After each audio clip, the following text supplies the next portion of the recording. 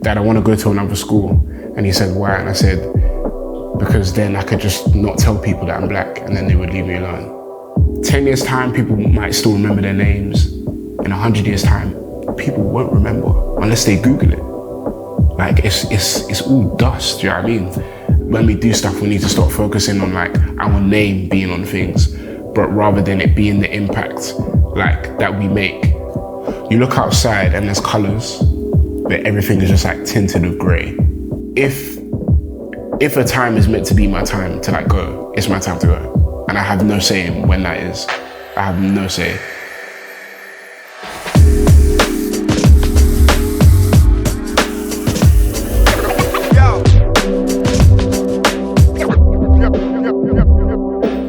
Yeah, let's get into it. So, Past, Present, Future, episode 48. So like I said, it's a bit mind-blowing, but we are here with, I think I'm correct in saying the UK Kanye West, so Samson.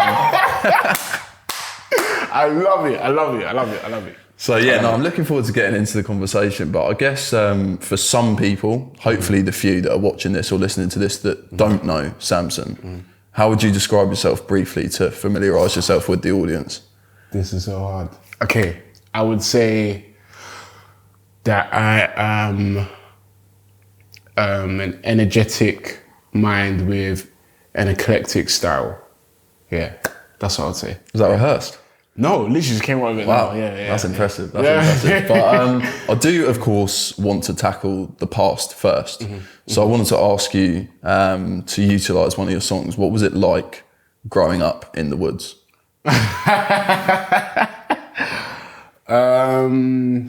Oh man, yeah. There were good days. There were bad days. Do you know a funny thing about the woods? I always when I was writing about the woods, because a lot of the time like lyrics come to me when I'm like going on a walk or whatever. I remember when I first started writing lyrics about, I think I was like 17 or something, and I described it as the purgatory of the ends. So purgatory is like a place that obviously like Catholics believe is like between heaven and hell, right? And it's the reason why I described it like that was because on one side, like there was like London, because we were literally bordering London. So you'd have London where I had friends that were in different situations, going through different like scenarios. But then like it was also bordering places, or very, very close to places like Bushy or Watford, where I went to like school and I met people that had really like affluent homes. Like you had their parents living in really big houses, and there were so many issues that they never had to deal with. And me being kind of like in between those, and my friends kind of being in between those as well, it was just like, wow, there's like a really big difference, because we were getting on a school bus to go into like those kind of really affluent neighborhoods. And yeah, it was really crazy, like a really, really crazy experience in that sense. But yeah, like growing up, so we moved to the woods in like 2003. And from there I'd experienced like a lot of racism. So like one of the tracks on the tape, the first track I said, a lyric that I said was, melanin wasn't common in the year 03. Had kids that would come up to me and say black people are living in trees. Ignorance ain't bliss when you're harming people when you speak. And the reason why I said that was because I actually had that. A kid came up to me and said, your people walk around on barefoot and they swing on trees and et cetera, et cetera. How did you process that at the time? I just remember crying. And then I went back to my dad. I'll never forget this. I went back to my dad because I had gotten in trouble. What happened was I actually got in trouble because there was a report that I told someone I was going to get my plastic pirate sword from home and attacked him. But then when I revealed what had actually been said to me first, I was in the car with my dad back and I was crying in the car. And then I said to him, Dad, I want to go to another school. And he said, why? And I said, because then I could just not tell people that I'm black and then they would leave me alone. So like, you can already see from there, like from such a young age, I was a toddler, do you know what I mean? And already, like my dad had to kind of tell me, this is something that's going to be with you, like wherever you go. Some people might like you for it, some people might hate you for it, whatever. What was the ratio of like black children versus white children in the school that you went to? At that time, I was legit the only black kid in my class, like just point blank. And then I think a couple years later, one of my best friends joined. Then it was like 2 of us. Then later on, it was like 3 of us. And then like as time progressed, when I think it got to like year 5, year 6, there was like maybe 4 or 5 in the class. But like throughout the school, there was like very few. I think that even translated to like secondary school as well. Like it was just very few. And I don't think that lack of kind of ethnic minority in schools is particularly like I'm not sure if that's particularly the problem, because obviously with different areas you have different demographics. Because if I went to school in London where there's a bit more like ethnic minorities, I probably would have been around more of them. But I think it's more of like the ignorance, the actual ignorance that came from, like, I remember being in secondary school and someone asking me if my cousin was Kunta Kinte, like just as a normal passing comment. And if you like reported it or said whatever, they'll be like, "Oh, are you sure? Like, are you sure that was said? Like, is that really racist? Is that like?" There's just complete like ignorance to everything. Like, it's just like so. I'd say that's what it was like younger years. But then I think as I got older, like had some of my like really really close friends that I kind of like my brothers that I just kind of like found in the ends, and then like I feel like we built a really strong bond and stuff, and I kind of used that kind of uniqueness about my upbringing, because there's a Tyler the Creator lyric, El Sweatshirt lyric. Tyler mentioned it in an interview, but it's an El Sweatshirt lyric that said, I was too black for the white kids, but too white for the black. And I really resonate with that so much, because, do you know what I mean? The whole in between, like, was still, so like, I think in my music as well, like the kind of uniqueness and kind of comes out there as well, so And you said, and I'm guessing that was in reference to the bad days, you said there was good days and there was bad days. Aside from that, what other bad days did you experience? I think, to be honest, I think that was mostly it, really. I think other than that, it was just like, sometimes you could kind of feel like detached from everything that was happening. Because like some people, like a lot of people in London talk about like songs that they used to hear in like raves or parties or whatever growing up. And I was just like, I never really had that experience. Like, I'm the oldest as well, so I never had an older brother that was kind of like, you know what I mean? I did have some like olders in the ends, but and I think that's where I kind of like first got introduced to like grime and stuff like that, because that's kind of stuff they were playing. Who did you grow up with? Who did I grow up with? Like listening to? No, your family. Family, okay, so so I had like friends around in the area, so like family friends and stuff like that, that just so happened that a lot of us were going to the same schools as well. So like those were like the people that I would say were like my older brothers at the times that I was growing up in the ends. But your actual family, what did that consist of? Oh, actual family, I have a really big family. So I've got like my cousins. I've got so many cousins, like so many. And like, I'm in contact with like so many of them as well. Like that was just great. I would say, they were like, because I had big brothers, big sisters there as well, that I was in like constant communication with. We'd always like sleep over at each other's houses. Mum and dad? Mum and dad, both mum and dad in the house. Little brother, little sister.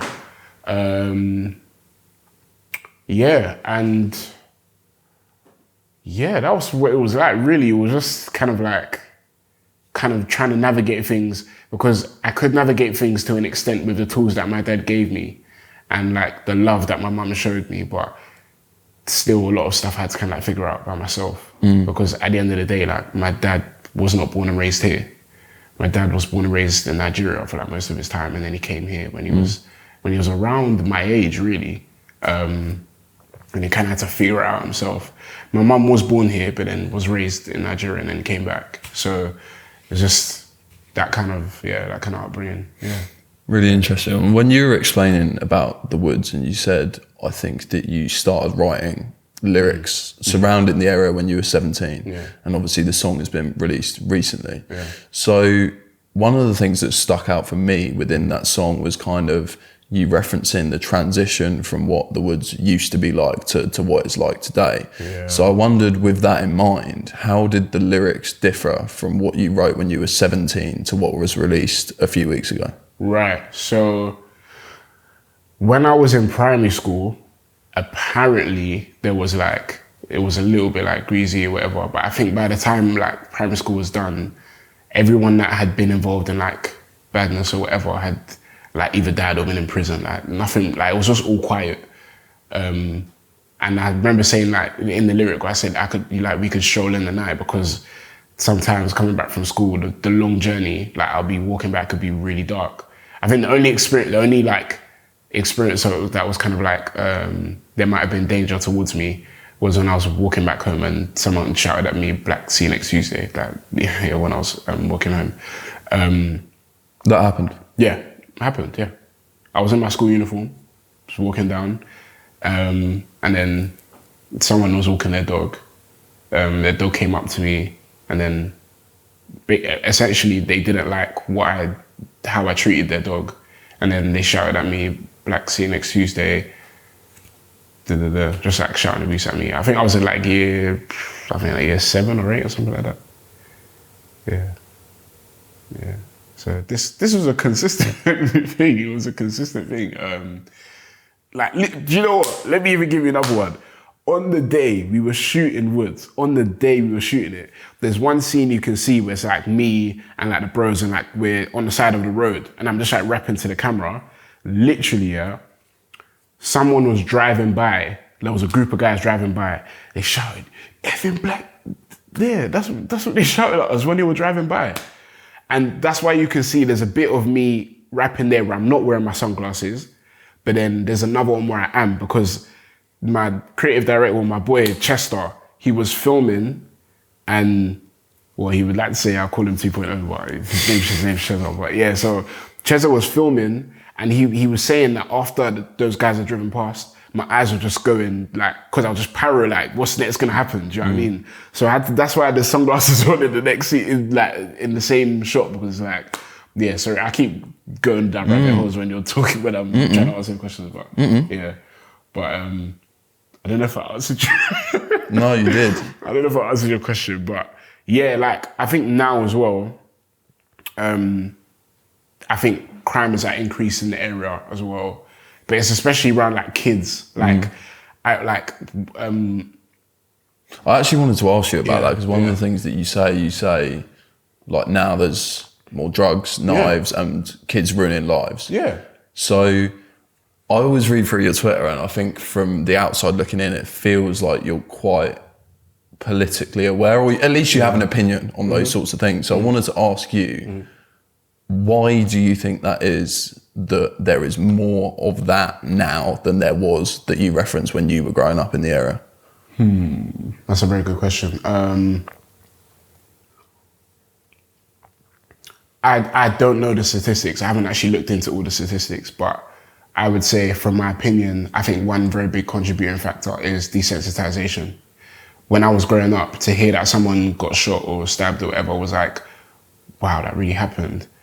But then now it's like, you could literally go on YouTube and just type in UK gangs caught lacking, and like you could find a myriad of videos or clips of people getting shot, stabbed or whatever. And I think because of that, and social media and the way people think that like you can act a particular way, like you can be behind the screen and no one like will catch you or like arrest you or whatever, and no one will know who you are. I think you can have all of these kids kind of seeing this content and just becoming desensitized to it. And then also kind of adding fuel to the fire as well. Like, I don't know, like throwing threats or this, that, and the other. And I think because of that, and kind of this fake world that social media creates, it can just allow for all of this to, because I don't think people understand the gravity of like what these situations actually are. Yeah, I don't think people understand the gravity. Like I was really shocked. I remember we watched Infinity War. I watched Infinity War and it was the midnight viewing, so it was like the first time it was like we were literally in the end, and then we were waiting for Uber to get back home, and then literally like this kid that literally looked like 14 years old, literally like 14, he came up to me and was just like, "Oh, do you know any shotters around here? Do you know any shotters?" I was like, "What? Like, what? Do you know what I mean? Like, what's this guy talking about?"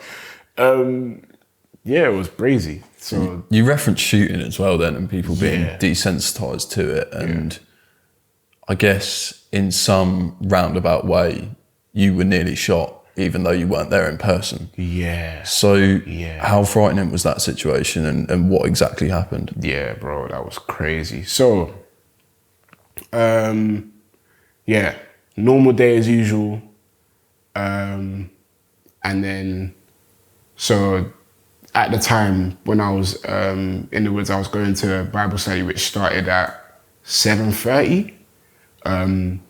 But by the time I finished work, which was like 6, I would have had to like really like get up and leave like straight away. But at the time I had like to stay behind and do extra work, etc., etc. So I was just like, oh, okay, I'm just gonna join on Zoom today. But like, I don't know why, because sometimes I've turned up late and it's just been like, because obviously they're not gonna attack me. Do you know what I mean? So, but I was just like, do you know what? Like, I'm just gonna go on Zoom today because I just might as well. Like, it wasn't even like I'm tired or any excuse like that. It was just like, why not? So then I did that, and then the next day, this was still during lockdown, so we were only allowed out like a certain amount of time, stuff like that. So the next day I was going on a walk. And I was actually having a phone call with my pastor at the time. So then I was going on a walk, and then I saw like police tape around the park that me and my friends literally grew up playing football in, playing basketball in, like jogging in, like whatever. And I was just like, I was really confused as to what happened. So I went to one of the policemen and I was like, what happened? She was like, I'm not allowed to tell you, but then the pastor I was on the phone to, he just searched up like what was going on in the area, and he just said someone got shot in the chest literally last night. And then I went, checked online, it was like at 11 p.m. or something like that, or like 10:30, 11. Literally, that place right there, there's a bus stop that every time I go out anywhere, like in London, when I come back, I'm most likely going to be getting off there around that time as well. So that's when I remember I got home, and then I told my parents, I was like, this actually could have happened yesterday. Like, this happened. I could have been there, but just what was the reaction? It was just, my mum was just like, oh my days, that could have been you. Like, my parents did the, like, just stereotypical, praise God, thank God. But yeah, that's what it was like, really. To bring in music then into that concoction, how much more like, I guess, drive does that give you to succeed within music, but in life, to get yourself out of those sorts of situations? Do you know what, bro? I'll be honest. I feel like, because I still feel like the end's really safe. Like, for me anyway, it doesn't feel like it's greasy. It just doesn't feel like it. It just never did. So even it's still something like, I still don't really feel like it's like that. It might just be because I've grown up there and it's a very familiar place. But like, as the days go by, there's still more and more news, you know what I mean, coming out and stuff. I'll be completely honest with you. Like, it's absolutely mental to me that you could be in a situation where potentially you're nearly shot. You've been racially abused your whole life. And you're open to staying in this area, or you don't have too much drive to leave. That is... like, bro, like, I don't know. Like, it's a thing for me where I think if a time is meant to be my time to like go, it's my time to go. And I have no say in when that is. I have no say. And how much of that response that you've just given me is in relation to your relationship with God? Like 100%. 100% of it. Tell me about how important that relationship is to you in your day-to-day life. Ooh, if I'm honest, I don't know. There are days where I don't know where I'd be without it. There are days where I don't know how I would make sense of things around me without it.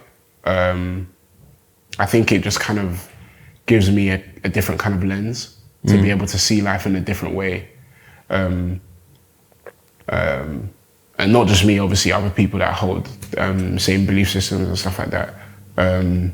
Yeah, that's how I would say how important it is. It's like there's a book in the Bible called Ecclesiastes. It's written from a perspective of this King Solomon who's like gotten like so rich. He's had all these women. He's had like everything that anyone could ever like aspire for. And he just describes it as just like a puff of smoke. Like it's here today and it's gone tomorrow. And it's like, he described it as all like vanity, like everything we're working for. It almost is like it's a really depressing kind of like set of writings because he's like even what a man works for today, he can like work and work and work and work. He can build like this whole, do you know what I mean? Like build whatever, but like tomorrow it's not going to be his. Someone else is going to own it. And you see like everyone in life is striving for these things. Like they all want like whether status, money or whatever. Like even I was at the Rated Awards on Sunday, right? So there's people that won awards. 10 years time, people might still remember their names. In 100 years time, people won't remember unless they Google it. Like it's all dust, do you know what I mean? And it's like, that's why I think we need to, when we do stuff, we need to stop focusing on like our name being on things, but rather than it being the impact like that we make. Because there's people that have made impacts in the way we grow crops or the technology that we use. Like Steve Jobs' name won't be remembered down the line, but Apple will still be here. Do you know what I mean? Like his impact will be here, but his name won't. And I think when we view it like that, it's about what you're kind of putting out, then you realize that you need to stop focusing on like holding so tightly onto things and like, nah, this is mine. I need to hold on to this because you can't take those things with you after you pass away, wherever you think you're going, whether you think you're just going to stay under the ground or whatever, like it's not going to stay with you. So to talk about impact then, yeah. What impact do you hope you make with Green Roses? With Green Roses, I hope that I'm just able to show and tell people that there is light at the end of the tunnel, that there's always a brighter day. And even when things seem really tough now, it's all adding up to something that later on makes sense. Because like, I'm sure in your life or anyone's life, right, you can look back at like really bad times, like times you've been like, at the bottom. And like in those times, you're like, why the heck am I here? Or like, what the heck is going on? But like now, you would be lying if you said you weren't a stronger person because of it. Like you'd be lying if you said there wasn't something that you were able to like learn or whatever from those situations. It's always hindsight though. That's the thing. That's the thing is that I think even life itself sometimes is so hard to like understand or like grasp. Like things like that. It's just like it's always going to be in hindsight. You're never able to see it in the moment. I mean, if you are, then you say there's always a brighter day, and to take lessons from it, which implies that you've been through some dark days. Yeah, bro, for real. What dark days? I've been through. So, me personally, I have had many issues with like mental health issues. To the point where like you look outside and there's colours, but everything is just like tinted with grey. And it's like, it almost gets to the point where it's like, it takes it takes like effort to want to like actually get up and do things. Like it takes an effort. It's like every day you wake up in the morning, like someone comes and punches you in the chest. Like I've had days like that. Do you know what I mean? Where it's like I have no idea, like my back is fully against the wall. Yeah, I think for me, that's been like, yeah, my main kind of where my dark days really come from, to be honest. Yeah, man. You make a really good analogy of looking outside and there's colours, but everything seems grey. Yeah. I was wondering, and to be fair, this might be absolutely no relation whatsoever, but I was wondering why the roses were green. Is that relevant? Yeah, it is relevant. So the actual title track, Green Roses, I just love music in general. Yeah, I love it so much. Like it's one of the most beautiful things. I think it's one of God's best gifts to humanity, music. So I'm always like going through Instagram looking at videos of like people like playing instruments or singing or whatever. There's this really talented girl, Grace Tenor. So she did like a cover of Louis Armstrong, What a Wonderful World.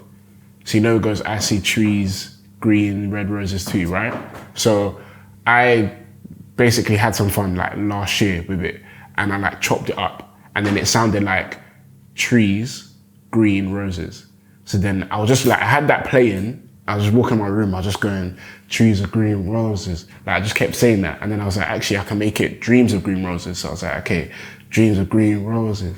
And then I was just like, just walking around my room, kept saying that over and over again, just like bopping my head to it.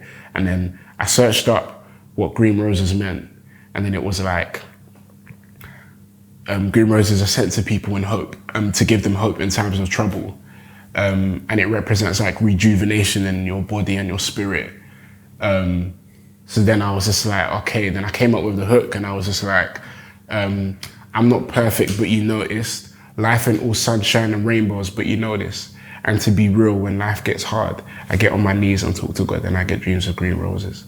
So you can see why it literally, and the thing is, the mixtape when I started, it wasn't meant to be about that.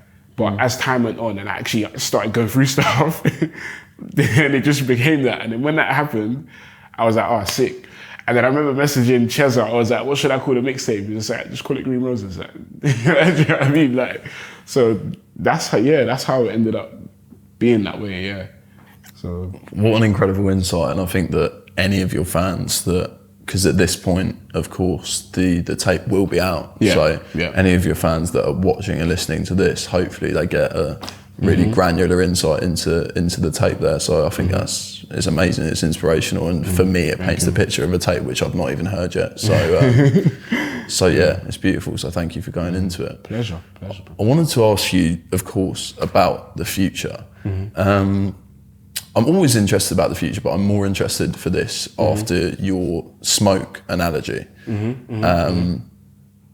So it's a really tough one, as you've said that, but what do you aspire to achieve in the future, given that everything goes up in smoke?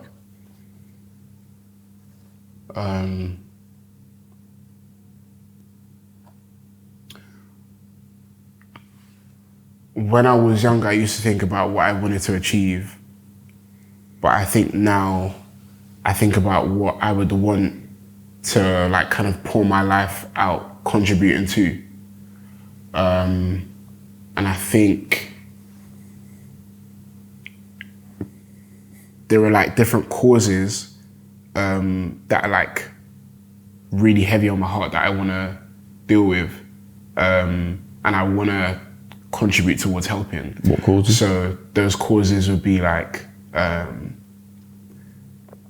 when I went back to Nigeria like 5 years ago, and I saw the kind of income disparities or wealth disparities, I looked at some of the kids there that were like in a completely different situation. I just felt like responsible. Like I just felt like I need to do something about this. Like we share the same blood. Like, do you know what I mean? Like I need to actually do something about this. I get I was born here, but like there are people that are older than me that made sacrifices so that they could come here. And I felt like it's my responsibility to try and use the resources I have here to make a difference back there. That's one. I think another one is just to give a message of hope to people as much as possible.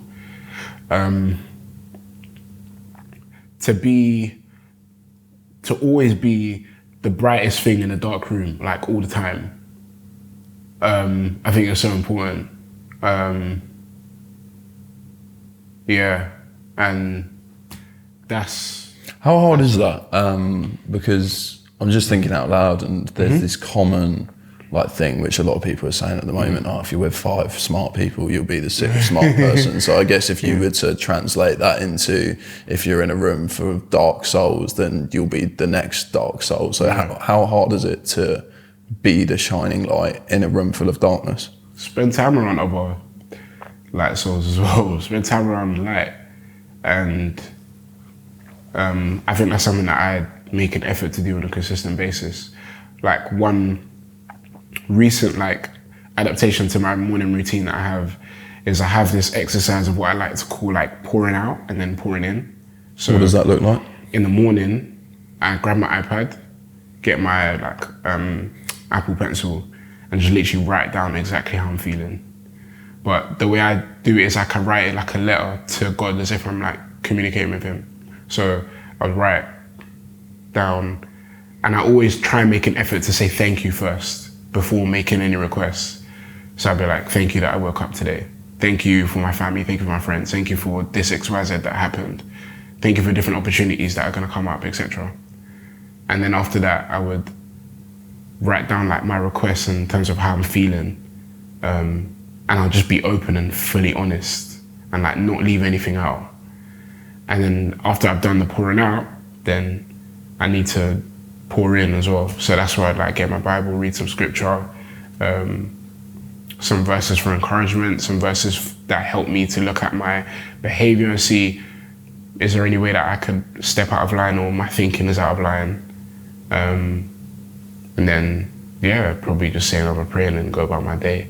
And then that way I'm in a constant process of whatever feelings I have, I let them go and they don't belong to me anymore. And I don't have to worry about them. And yeah.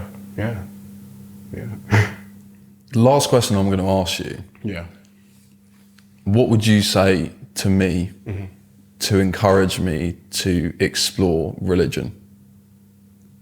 It depends on your...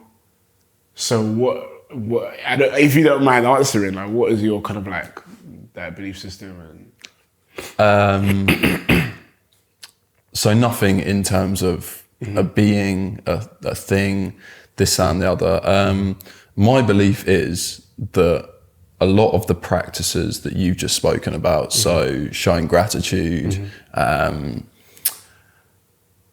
I guess in a sense manifesting things with your requests and stuff like that. So my belief is a lot of the practices that are taught by the Bible and by religion are positive things to do regardless of if you believe in a God. Agreed. So my belief is that you can do all of those things and you'll be a better, happier person without believing in God. Yeah, I agree, that's true. You can still be a better, happier person without believing in God. But being better isn't the aim. My set of beliefs tell me that no matter how much better I get, I'll still never reach that perfect standard. There will still be things that I'm susceptible to. But my job is to just continuously put all of the weight of me and my humanity and my imperfectness, or you know what I mean, or my sin, as the term is, right? On God and depend on Him for salvation. I think a lot of the time it can be incorrectly taught that the aim is for you to become better or become more moral. But those are the kind of people that Jesus actually told they were getting everything all wrong. Because when you do that, you get into a false sense of righteousness. Like I've made it, or I'm closer to. But if you look through the thoughts that you have, or the things you say behind closed doors, you realize that there's still a whole wide variety of things that you haven't actually improved on. And you'll continue improving until the day you die, right? So I think, yeah, I don't know, it's hard to kind of answer in like 30 seconds. It's a kind of question that I would have to like, discuss a bit more, like, and get a bit more of an understanding of your like what issues you might have, or like, et cetera. But yeah, I guess that would be under like 30 seconds, what I would say. No, that's good. Thank you for going into it. I was genuinely intrigued to see what you had to say, and potentially we can have that discussion I'm down, off camera. But yeah, what a conversation, honestly. We pride ourselves, I think, on transparency, honesty, on having conversations that potentially aren't fast food content conversations, but are real meaningful conversations. So I just want to say thank you for adopting that and for coming on. Thank you for having me, man. I just feel like I've been waffling the whole time.